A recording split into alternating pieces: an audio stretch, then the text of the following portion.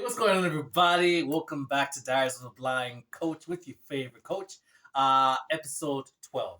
I cannot believe we've been at this for 3 months. Absolutely awesome. Listen, I know we're supposed to get into the series of how See the World Foundation started, and best believe we'll get into that. But this is the pre drinks, okay? So I thought I'll go over what happened to me over the weekend, all right? So I was at a football match this weekend, all right? I was at the football stadium. It was a blast, but I wanted to give you my experience from somebody with a disability, somebody who's blind, and how I fared at the football stadium. All right. Okay. So listen. Before we continue, please hit the subscribe button if you haven't already, and for all of you who have been following our channel, thumbs up to you. And by the end of the video, if you do like it, give me a thumbs up as well. All right. Let's get into it, shall we? Okay. So Saturday, the match was on. Zesco United versus Red Arrows. Well done, Zesco United. They come out on top on penalties. I would have hated to be the Red Arrows guy who hit the bar. It was crazy. The crowd was electric. And for me, who couldn't watch the game physically, I want to tell you a couple positives. The atmosphere was amazing. Okay, you could kind of get where the game was going just by the crowd. All right, and you definitely knew it was penalties because the crowd was going crazy. So that was awesome, and it was a really, really good crowd. I mean, people around you were awesome. They were friendly. I did also see a dad behind me. He came along with his kids, and that was like something that I want to do as well for me and my kids. So that's something on the bucket list that we need to go to the stadium. So yeah, so it's friendly enough even for kids. Okay, so that was awesome. However, let me tell you, for me who's blind, uh, I know I'm on that K28 evolution program, and it did come in handy. But stairs are not your favorite coach's friend. I was going up and down stairs that you would not imagine. That stadium is full of stairs. This is the Ndola Stadium. For all of you Copper Belt people, yeah. I was going up and down stairs, so I really got my workout in for the day. So why was I going up and downstairs? This kind of leads to one of the negatives. The staff didn't know what was going on. So we were privileged enough. Shout out to my auntie who gave us some VIP tickets. So we were privileged enough, me and my brother, to get some of those tickets. However, we couldn't get into VIP because nobody knew how to get to VIP, and these are people who worked there. So um, if you're ever planning to go to stadium, make sure you're early. Don't be late. Do not do Zambian time. Okay, let's make sure we got that English time going on and you're there in good time. But the staff as well, it would be great if the staff who work at the stadium actually know what's going on because they directed us in all sorts of ways.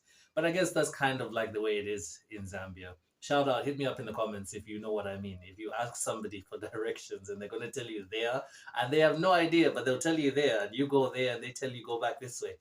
That was us, except we were going up and down stairs for a good 30 minutes. So I got my steps in for the day. My actual Blind Shell Classic 2 um, has a little step count, and it told me I hit 5,000 steps for the day. So that, I guess, is good in a sense, right?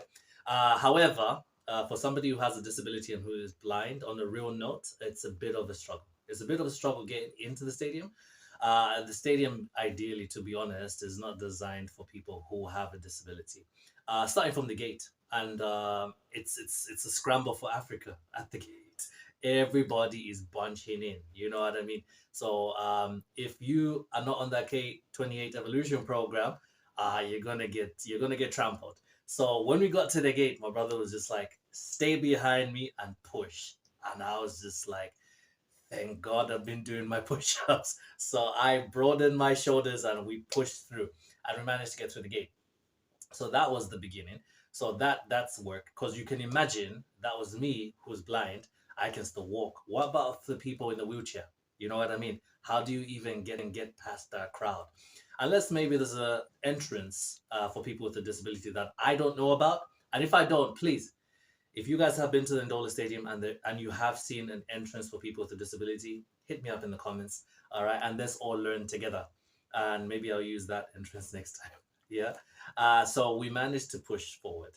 So the next challenge, apart from the stairs, was the pickpockets. So here's a little tip: whether you have a disability or not, when you're going to a football match, travel light. Okay. My baby, and I mean my baby by the blind shell, almost got nicked. So I kind of thought smart and I said, hey, let me wear my little zip up joggers, and I'm gonna zip it up just in case anybody tries to jack me. And in the process, everybody kind of bunches together. And I was like a bull in a china shop because I was trying to stay directly behind my brother, but we're going through steps, we're trying to bump through people, avoid people. You're on this side and you're stepping on people's shoes, and people are thinking, yo, you stepped on my shoes, and now they're upset. And I'm like, oh, sorry. It was terrible. It was a mess.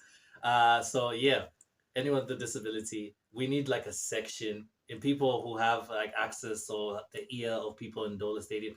We need access for people with a disability. We need like our own little section near the field where we can see the game, or and avoid the stairs.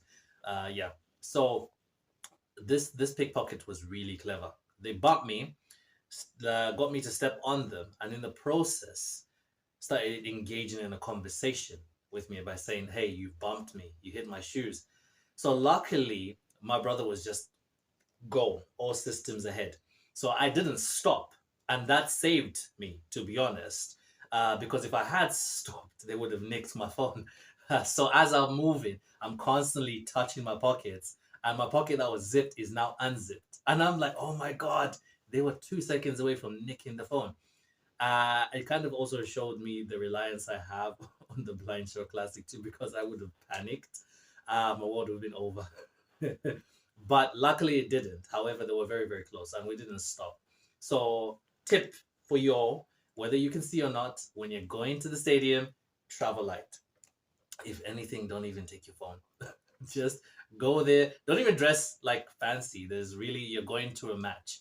So there is no point. I was wearing my white sneakers, my trademark white sneakers, and yeah, they were not white by the time I got back home. So just go, be yourself, come as you are, and go enjoy the game.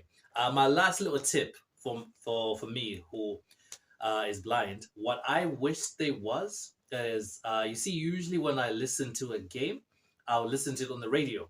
So I was really wishing I knew the radio station of the commentary for the game, because I would have had my headset in and listened to the commentary while the commentators are describing the game and have the atmosphere of the crowd.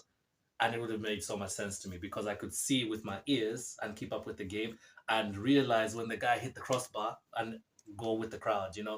So that was maybe a couple of things that I experienced. Apart from me almost breaking my leg twice as well. Damn, those stairs. You gotta be careful. You gotta be really, really careful with the stairs. So going up high, it's not for me. I'm gonna stay down low next time. All right. But other than that, I had such a good time.